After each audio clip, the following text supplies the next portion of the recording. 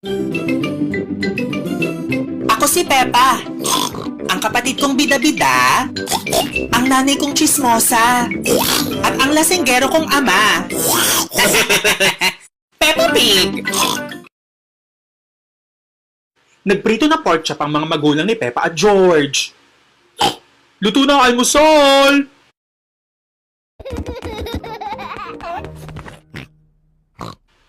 May polka dot sa mukha si Peppa. Inay, ang sama ng pakiramdam ko. Ay, Peppa, mukhang mamamatay ka na. Gago ka, Mami. Tawagan natin ang panot na oso. Hello, sino may sakit? Masama pakiramdam ni Peppa. Tinitigyawat siya. Pare, baka naman nagdadalaga na. Punta ako dyan. Pumunta ang doktor na oso para i-check si Peppa.